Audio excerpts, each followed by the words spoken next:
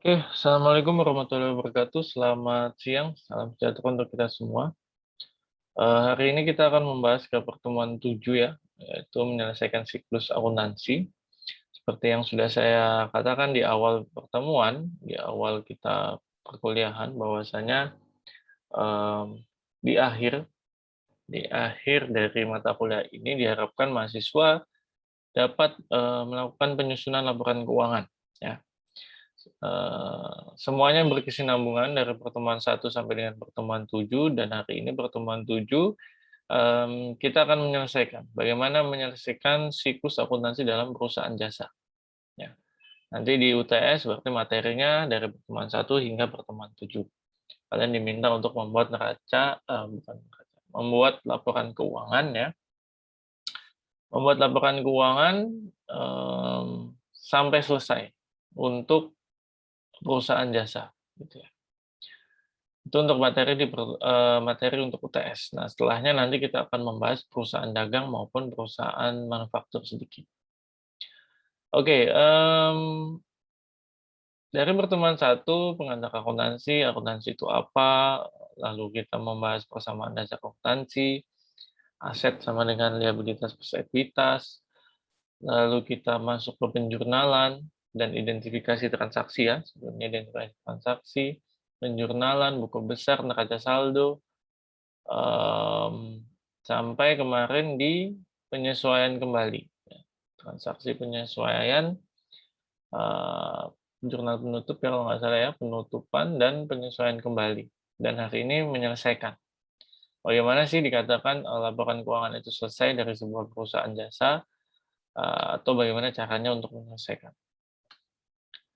Saya akan share screen, materi ini sudah bisa di-download di ini ya, di BLP, monggo silakan di-download, bisa dibaca-baca di situ terkait dengan materi hari ini.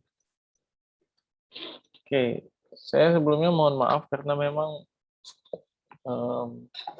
kalau perkuliahannya diganti jam di malam gitu, saya mungkin baru bisa. Karena setiap jam kalian pasti ada rapat ataupun ada kegiatan lainnya, jadi agak sulit. Gitu. Saya harap sih dengan kalian menonton video YouTube ini ditonton dengan sepenuhnya, tidak di-skip, tidak dipercepat, tidak hanya bagian-bagian tugas saja, tetapi ditonton seluruhnya, lalu nanti dibahas di grup WA gitu. Ya. Kalau kemarin-kemarin saya minta via Zoom gitu ya.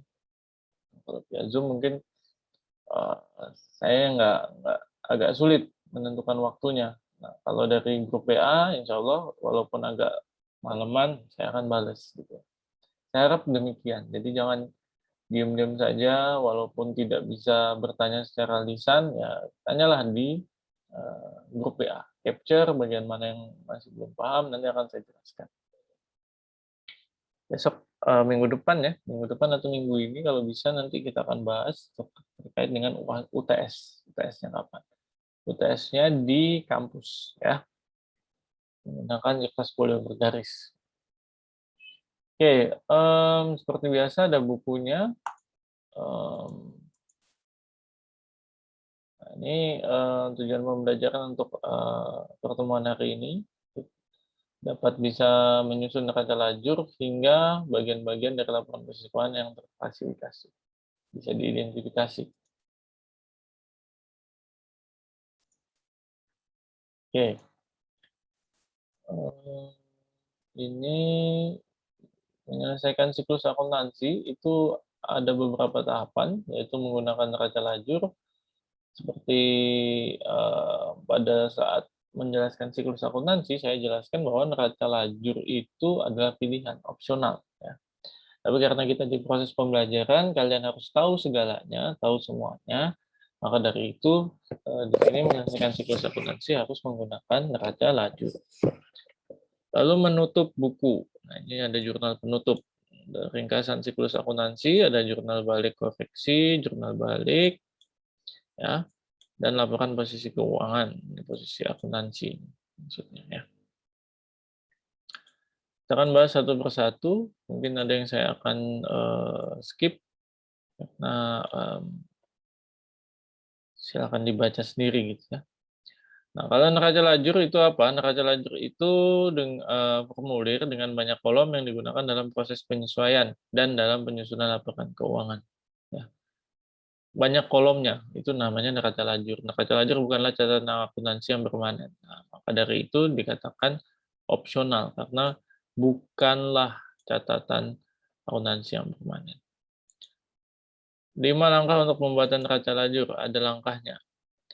Penggunaan neraca lajur adalah sebuah pilihan, seperti yang saya bilang, nah ini langkah-langkahnya.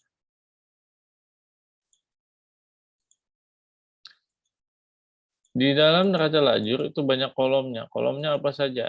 Ini kolomnya ada 5. Ada 5 kolom dan masing-masing kolom harus dibuat. Dalam artian di sini ini menggunakan Excel ya. Kalau menggunakan kertas folio juga bisa, berarti lebih kecil-kecil lagi gitu ya. Atau di landscape itu lebih mudah. Ada nama akunnya. Pertama, nama akun yang ada di neraca saldo, tuliskan di sini. Yang ada di neraca saldo. Neraca saldo pun itu ada debit dan kredit. Dari mana nilai nominal neraca saldo? Dari buku besar. Lalu penyesuaian. Yang berkaitan dengan jurnal penyesuaian saja. Debit dan kredit juga. Baru neraca saldo setelah penyesuaian. Sebenarnya kan sampai ini, neraca saldo setelah penyesuaian, sudah kalian susun. Ya kan? Tidak menggunakan neraca, makanya di dalam neraca lajur itu disebutkan pilihan karena memang sudah dilakukan membuat neraca saldo, membuat jurnal penyesuaian, ada neraca saldo setelah penyesuaian, itu semua sudah dilakukan gitu ya. Walaupun tanpa membuat neraca lajur.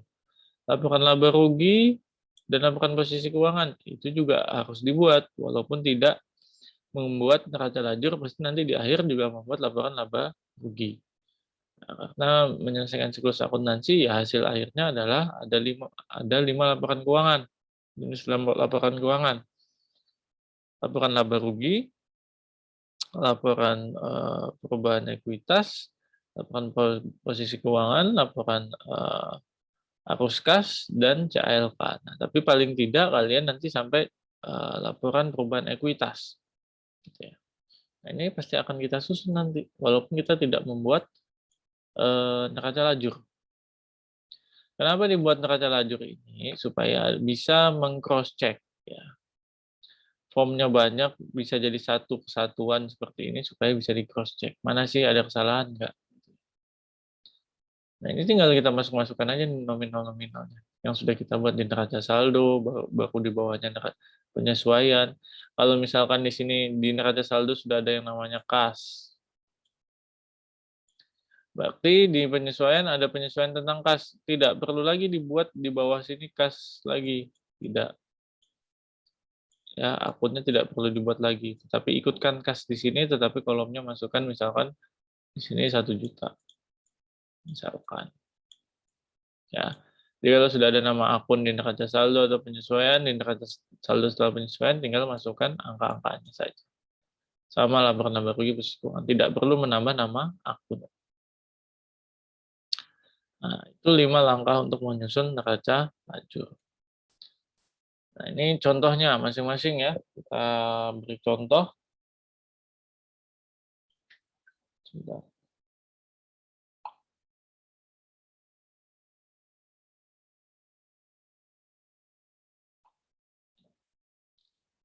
Ini contohnya pertama, langkah pertama adalah penyusunan neraca saldo pada neraca lajur. Nah, ini kan sudah kita buat. Ya, neraca saldo. Nah, ini kalau mau latihan, soal-soal yang kemarin yang sudah menjadi tugas, buat neraca lajurnya. Kalau mau latihan nggak terlalu pusing, buat di Excel seperti ini. Bisa. Nah, ini menyusun neraca saldo pada neraca lajur. Tuliskan sudah. Ini harus sesuai ya sama neraca saldo yang sudah dibuat. Lalu masukkan seluruh akun dalam buku besar yang memiliki saldo. Ya. yang memiliki saldo. Ya kan itu sudah memang dasar dari membuat neraca saldo ya. Akun-akun yang memiliki saldo, yang masih ada memiliki saldo di debit ataupun maupun di kredit, itu perlu dimasukkan ke neraca saldo. Jumlah neraca saldo berasal dari akun-akun dalam buku besar dan pasti harus seimbang. Angka kedua, yaitu ayat jurnal penyesuaian. Ini sudah kita lakukan penyesuaian-penyesuaiannya. Ini dari contoh soal yang kemarin dibahas di video juga. Semuanya jurnal penyesuaian ini yang menyesuaikan di akhir bulan ya, yang memang masih harus dicatat. Nah, asuransi bayar di muka, beban bunga, dan lain sebagainya. Makin sudah kita bahas ya. Nah, ini dimasukkan dari jurnal saldo-saldo penyesuaian itu dimasukkan ke dalam neraca lajur. Nah, tambahkan akun tambahan yang dibutuhkan. Jadi yang seperti saya bilang kalau sudah ada perlengkapan di sini, nah tidak perlu lagi diberikan nama akun yang belum saja. Kalau sudah ada di sini nama-nama akunnya untuk jurnal penyesuaian, tinggal masukkan angka-angka. Ada A, B, C, D, ini sesuai dengan urutan yang ada di dalam jurnal penyesuaian. Ini A, B, C, D. Itu hanya untuk mempermudah. Di dalam neraca lajur diperjelas mana yang terkait dengan tanggal-tanggal tersebut. Jurnal penyesuaian yang mana dulu yang ditulis, akun-akun ini berkaitan dengan jurnal penyesuaian yang mana. Gitu ya. Dijumlahkan dan ini harus juga seimbang. Ya. Nah, penyesuaian yang penting, perlengkapan yang digunakan, asuransi, ini kita udah bahas kemarin ya, yang perlu disesuaikan. Pendapatan jasa dibayar di muka, bunga, gaji, ini minimal penyesuaian yang penting. Biasanya pasti ada ini. Ya. Oke, itu untuk jurnal penyesuaian, tinggal masukkan. Untuk neraca saldo setelah penyesuaian pun demikian. Untuk melakukan cross check lebih mudah kita gunakan di neraca lajur. Bisa langsung dari neraca saldo yang setelah penyesuaian yang sudah dibuat, masukkan sini bisa. Atau kita cross check dari sini langsung, neraca saldonya di sini, penyesuaiannya di sini. 15.200, ada penyesuaiannya tidak, Kas? Nggak ada, berarti tetap. 2.500 di kredit 1.500, berarti sisanya berapa? 1.000. 1.000-nya di mana? Di perlengkapan di debit. 1.000. Kita sudah bisa bikin. Ya. Pilihannya gini, kalian buat neraca saldo dulu, buat jurnal penyesuaian dulu, buat neraca saldo setelah penyesuaian dulu, baru dipindahkan neraca lajur. Tapi itu kerja 2 kali, atau langsung dibuat di sini, di neraca lajur. Kalau kalian nanti di UTS, silakan buat langsung neraca lajur saja. Ya, tidak perlu buat bikin dulu neraca saldo penyesuaian, neraca saldo setelah penyesuaian, baru masuk neraca lajur, nggak perlu. Jadi buat neraca saldo penyesuaian, neraca saldo setelah penyesuaian, itu langsung di neraca lajur. Bikin saja neraca lajurnya 1. Oke? Tapi kalau untuk laporan laba rugi dan laporan posisi keuangan, kalian harus buat 2. Sudah buat di sini, buat lagi nanti. Ya, satu-satu. Karena ini termasuk dalam laporan keuangan. Nah, ini tinggal dijumlahkan saja. Kalau neraca saldo ada penyesuaian akun-akunnya, ya tinggal sesuaikan angkanya di mana, di debit, di kredit. Dan ini pasti seimbang. Ya, tidak mungkin tidak seimbang. Nah, lalu menempatkan nilai neraca saldo setelah penyesuaian. Nah, ini kita masuk ke laporan laba rugi. Kalau untuk laporan laba rugi, buat dulu laporan laba ruginya di neraca lajur, baru buat tersendiri. Ya, ini untuk apa? Untuk meng-cross check lebih mudah. Gitu. Sekarang saya tanya, laporan laba rugi itu isinya apa? Akun-akun apa saja? Akun-akun yang berkaitan dengan pendapatan dan beban. Ambil akun nilai nominal-nominal yang berkaitan dengan akun pendapatan dan beban. pendapatan dan beban, pendapatan dan beban. Sudah, baru dijumlahkan. Ya. Nah, ini posisinya kreditnya lebih besar. Artinya apa? Artinya di sini pendapatan. Karena ini kita berbicara laba rugi, berarti pendapatan itu ada di kredit. Ingat ya, ini jangan sampai salah kaprah karena ini kita berbicara laporan laba rugi. Laporan laba rugi kalau pendapatan bertambah di kredit, kalau beban bertambah di debit. Berarti apa? Posisinya seperti ini. Ini masih dikatakan untung atau laba. Nah, sekarang tadi kita membuat laporan laba rugi, nominal-nominal akun-akun pendapatan dan beban. Sekarang laporan posisi keuangan, berarti berkaitan dengan apa laporan posisi keuangan? Berkaitan dengan aset, liabilitas, dan ekuitas. Semuanya masukkan. Dari mana? Dari nominalnya, dari neraca saldo setelah penyesuaian, ya, dari sini. Laba rugi pun juga dari neraca saldo setelah penyesuaian. Tidak lagi menggunakan ini. Jangan sampai kalian menggunakan ini, apalagi nominal yang ada di sini. Untuk laporan laba rugi dan laporan posisi keuangan, ambil dari neraca saldo setelah penyesuaian. Nah, akun-akun laporan posisi keuangan apa saja? Ya, sudah jelas ya. Aset, ekuitas, dan liabilitas. Ya, aset-asetnya ini ekuitas ya, pendapatan kan juga ada di ekuitas, dividen, dan lain sebagainya. Dimasukkan, dijumlahkan.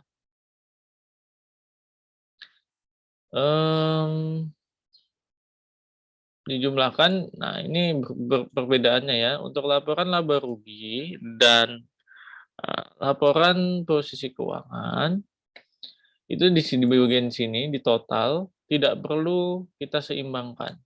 Ini tidak pasti seimbang. Kita seimbangkan di bawahnya. Karena itu kita berbicara laporan laba rugi, berarti kita akan menemukan yang namanya laba atau rugi. Hitung dulu labanya atau hitung dulu ruginya. Dari posisi seperti ini, karena pendapatan di kredit, berarti ini adalah untung. Ya, keuntungannya ditaruh di sini laba neto. 2.860. Kalau dijumlah, ya totalnya jadi seimbang.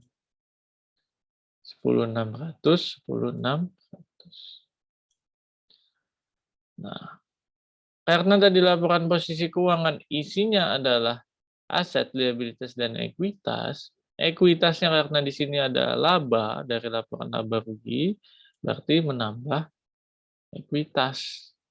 Ekuitas di mana? Di modal, di modal. Ekuitas itu modal, modal itu di mana? Di kredit jika bertambah. Sehingga di sini 22.450 ditambah 28.60 di kredit. Baru seimbang. Ya. Nah, ini untuk menyeimbangkan. Sebentar, saya mau hapus. Ya, ini pasti nanti jadinya seimbang juga. Tetapi untuk laporan laba rugi dan laporan posisi keuangan itu ditambahkan dulu dengan laba atau rugi. Kalau rugi ya berarti mengurang. Dibalik aja ya.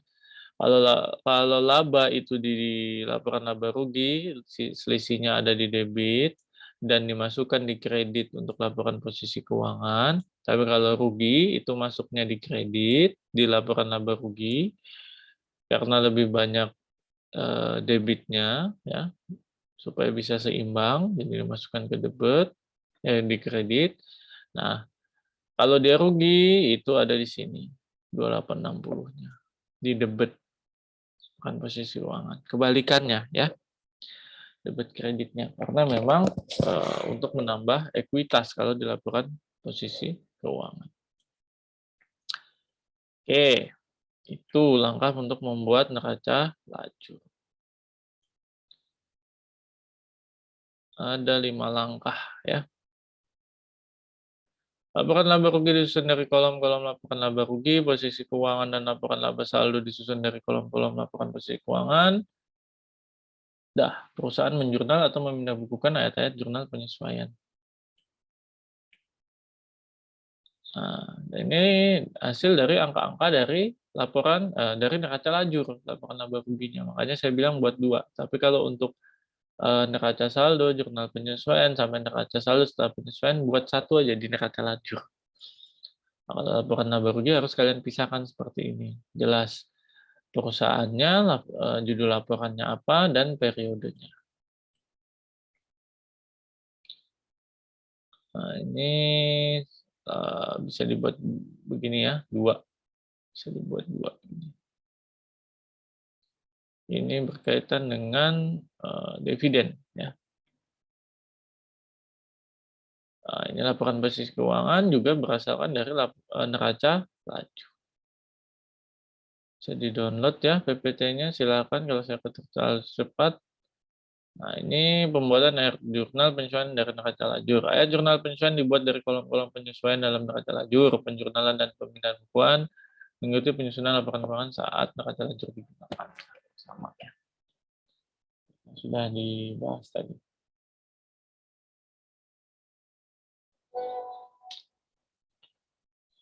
Oke, ini silakan.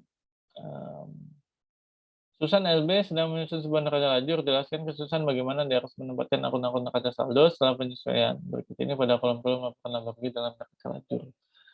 Di sini kalian diminta untuk menjelaskan masing-masing akun ini ada di mana saja di neraca lajur. Silakan video ini di-pause dulu, baru dijawab.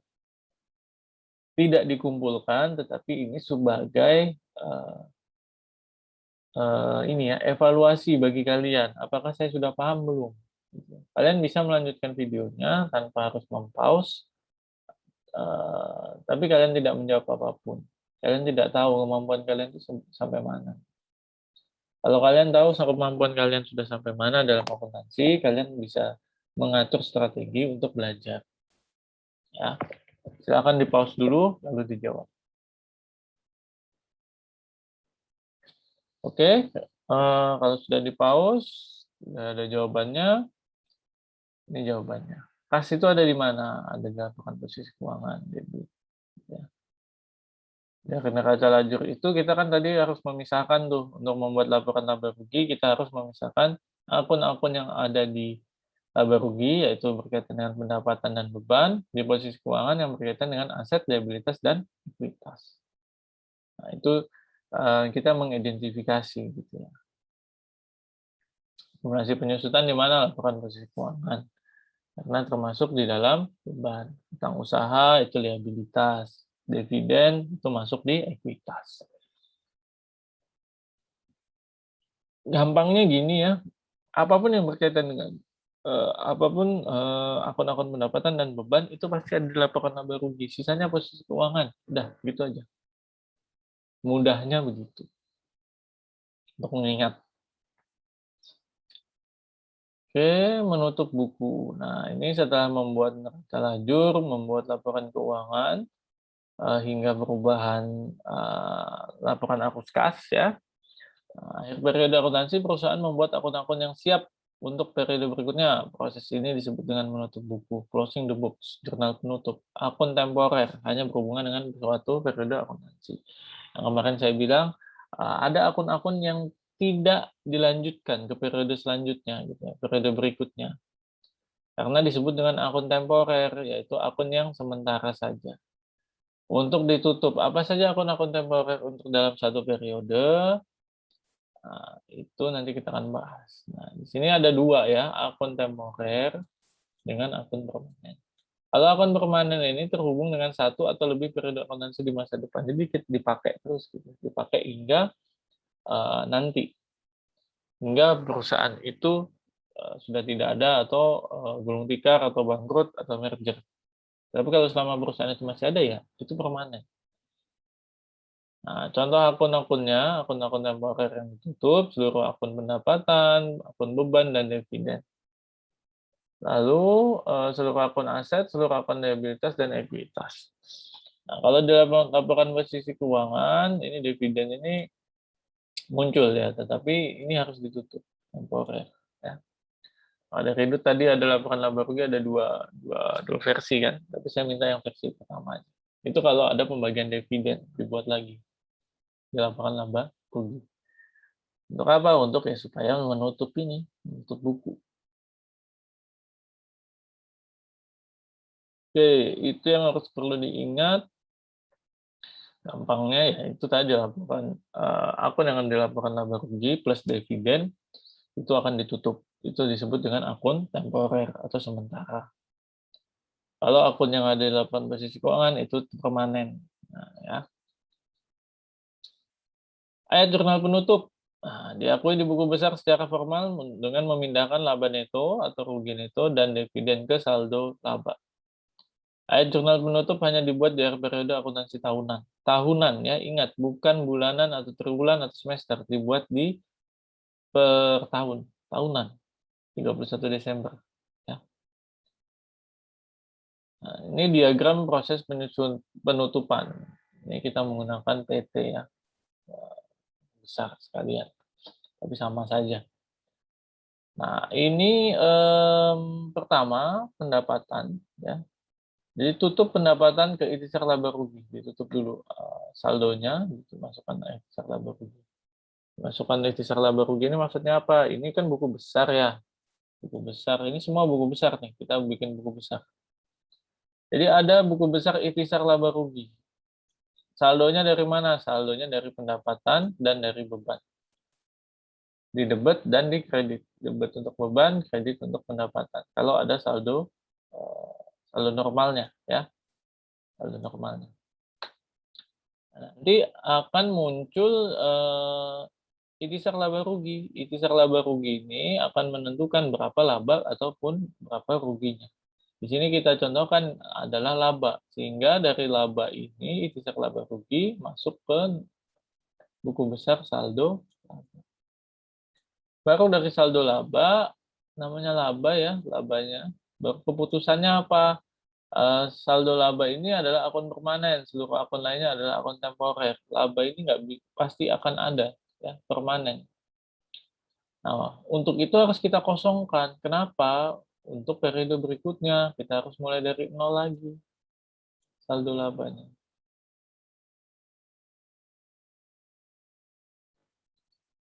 Ini bisa ditutup juga ke dividen. Oh, enggak, ini salah. Yang ditutup ini harusnya nol. Bentar. Yang harusnya nol itu yang di dividen ya. Balik.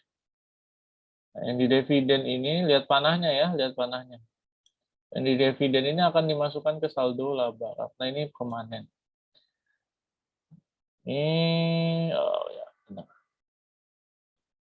Karena saldo laba adalah akun permanen, seluruh akun lainnya adalah akun temporer. Ini akan ditutup, akan nol ya. Ditutup itu artinya akan jadi nol ya. Nol, nol. Kenapa pendapatan nol? Karena sudah dipindah ke ikhtisar laba rugi. Pendapat beban juga nol karena sudah dipindah ke ikhtisar laba rugi, akun ikhtisar laba rugi. Kenapa ikhtisar laba rugi nol juga nantinya? Karena udah dipindah ke saldo laba. Sama. Ya. Langsung ke contoh.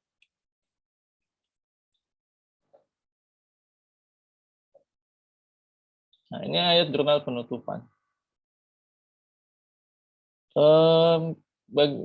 Bagaimana mencatat menjurnal penutup?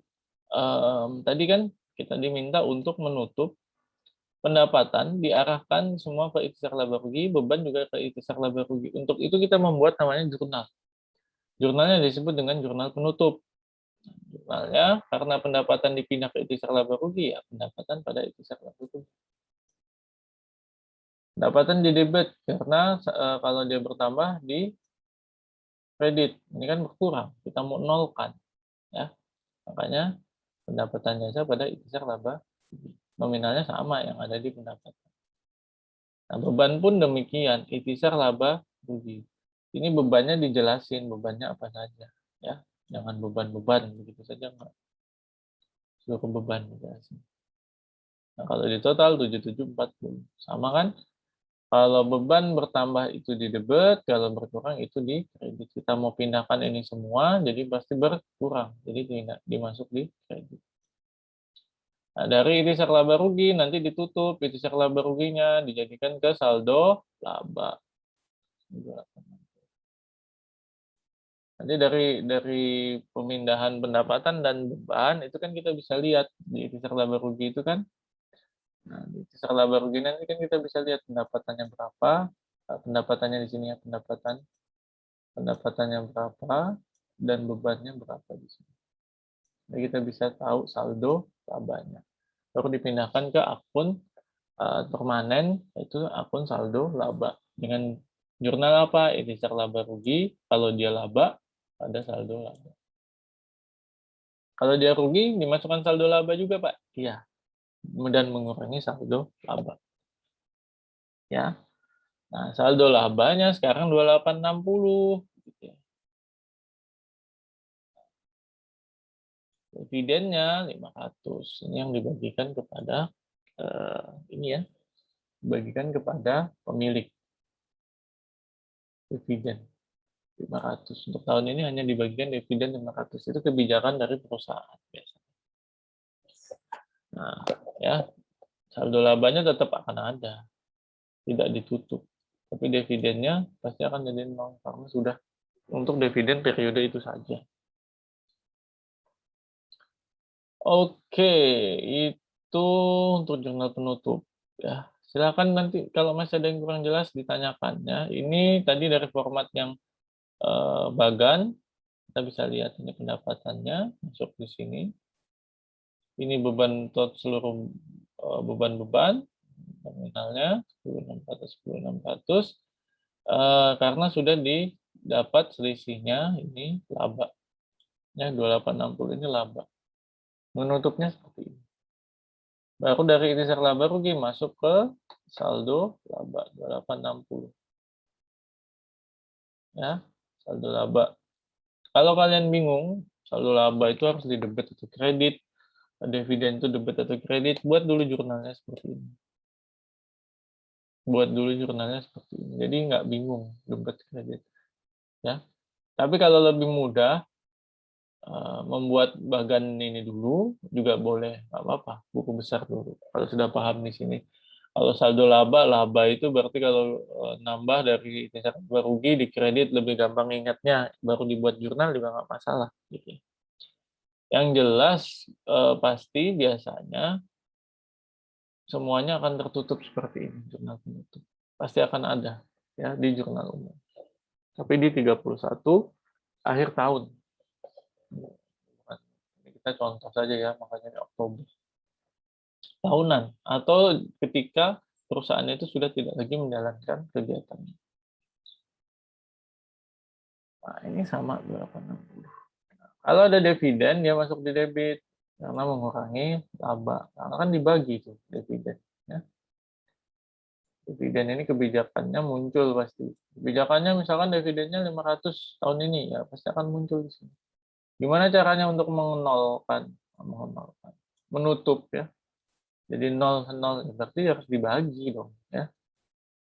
Harus dicari. Harus ada yang dibagi gitu ke pemiliknya. Itu diambil dari saldo laba. Sehingga di sini 00 juga. Ini kan 00 juga. 00 itu berarti kanan kiri seimbang gitu ya, tidak ada sisa gitu ya, tidak ada saldo. Maksudnya itu gitu.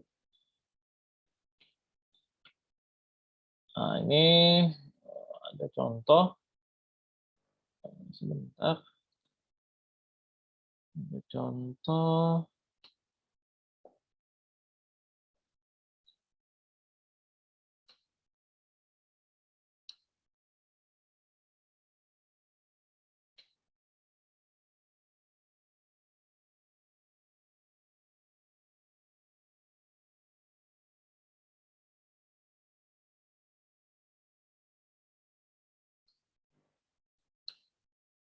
Oke, kita lanjutkan ke materinya. Itu berkaitan dengan ilustrasi ya. Ada jurnal koreksi juga. Oke.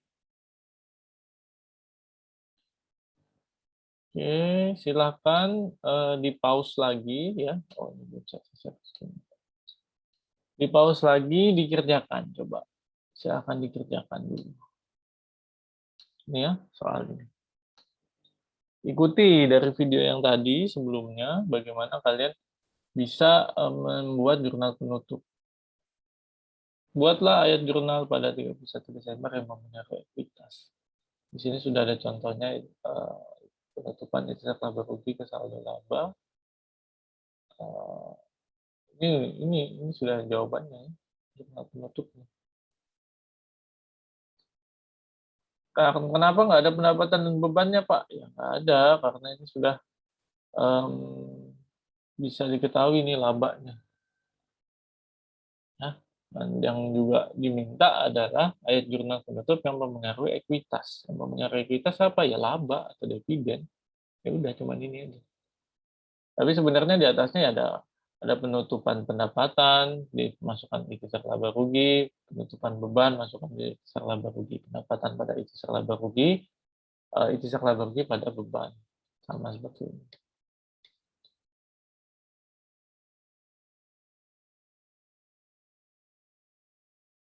Sama seperti ini. Ya, ada pasti di sini. Tapi karena lihat soal, makanya kalau ada soal diperhatikan soalnya dulu. Ya,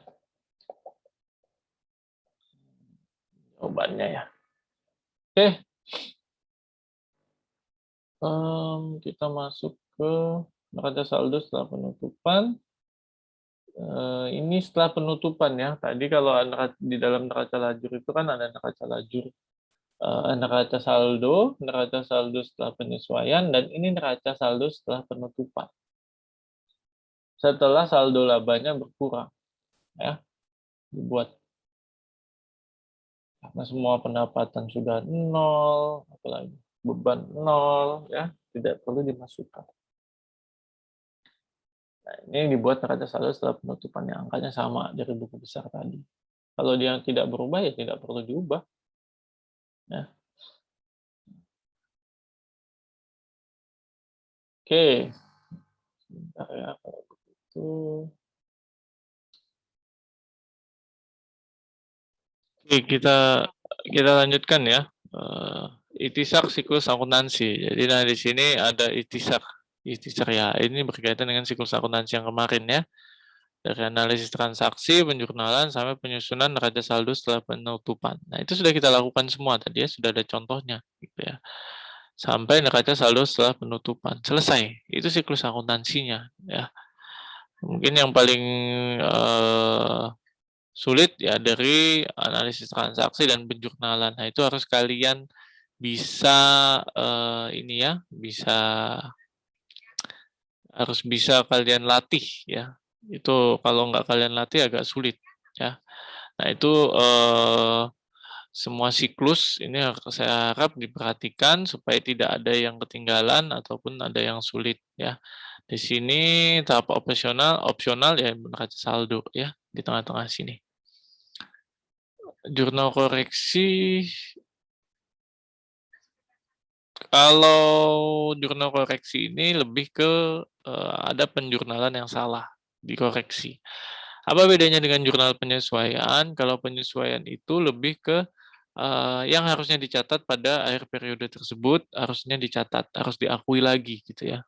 Seperti asuransi 2R di muka untuk bulan itu kan berapa, itu harus diakui. Nah, kalau koreksi itu pada saat penjurnalan ada salah, nah itu butuh jurnal koreksi. Tapi biasanya kalau sudah analisisnya benar ya udah nggak perlu ada jurnal koreksi. Jadi ada banyak jurnal ya dalam akuntansi, ada jurnal umum, jurnal koreksi, jurnal penutup, jurnal penyesuaian. Nah, itu harus kalian bisa bedakan. Nah, ini ilustrasi kasus ya. Jurnal yang salah. Nah, jadi pada 10 Mei Mercato.com menjurnal dan memindah penerimaan kas dari penagihan kewajiban pelanggan 50 sebagai debit kas sebesar 50 dan kredit pendapatan jasa. Memindah bukukan. Perusahaan menemukan kesalahan pada 20 Mei saat pelanggan membayarkan sisa piutangnya yang tersisa. Nah, ternyata sudah menjurnal nih kas pendapatan pada kas pada pendapatan jasa, sudah di jurnal. Ternyata salah nih. Karena ternyata tanggal 20 Mei pelanggan membayarkan sisa piutang yang tersisa. Nah, yang benar apa? Yang benar harusnya kas pada piutang usaha, bukan pendapatan ya. Kan dia membayar penagihan piutang. Oke? Itu kesalahannya. Nah, karena adanya kesalahan yang seharusnya kas pada piutang tetapi dicatat kas pada pendapatan jasa, itu bisa dibuat jurnal koreksi. Jadi misalkan nanti kalian pada saat UTS ada salah jurnal nih di akhir, nggak perlu dihapus yang di atas. Silakan bikin jurnal koreksi, boleh. Itu saya benarkan gitu ya. Kalau memang ada kesalahan dari penjurnalan umum. Yang benar apa? Karena kita mau mengembalikan nominal pendapatan jasa ke semula, ya berarti kurangkan saja dengan 50. Bagaimana mengurangkan pendapatan jasa kalau kurang ya di debit piutang jasanya yang bertambah. Ya. Ilustrasi selanjutnya, Mercato membeli peralatan secara kredit 450, sedangkan setelah di jurnal dibilang sebagai debit untuk peralatan 45 dan kredit untuk utang usaha 45. Apa kesalahannya? Kesalahannya kurang angka 0. Ya, peralatan pada utang usaha membeli peralatan secara kredit udah benar jurnalnya, tapi nominalnya salah. Ya, 45. Nah, kurang 0. Yang benar apa? Yang benar peralatan pada piutang usaha, pada utang usaha 450. Nah, kalau nominal seperti ini berarti kan selisihnya saja, kurangnya saja peralatan pada utang usaha, selisihnya untuk menjadi 450 berapa? Ya 405. Ya, jadi makanya saya bilang kalau UTS semakin banyak coretan, semakin berkurang nilai kalian, ya. Jadi kalau memang ada salah, lebih baik menggunakan jurnal koreksi. Mudah kok jurnal koreksi gitu ya. Dah, itu saja dulu untuk hari ini supaya tidak terlalu banyak, cukup kalian pahami. Kalau ini silakan dibaca-baca lah. Ini silakan dibaca. Kalau memang masih ada yang kurang jelas, silakan ditanya ya. Ini laporan posisi keuangan terklasifikasi saja ya. Bisa diklasifikasikan aset apa saja, ada aset tak berwujud, aset berwujud atau aset tetap, lalu investasi jangka panjang, aset lancar. Nah, ini kita bisa klasifikasikan. Silakan kalau membuat nanti di UTS membuat seperti ini lebih bagus. Ya, bisa sudah diklasifikasikan. Kalau memang bisa, kalau memang enggak ya udah. Seperti biasa aja dulu nggak apa-apa. Kalian sudah bisa membuat sampai laporan posisi keuangan, sampai laporan perubahan, sampai arus kas ya, laporan arus kas itu sudah bagus.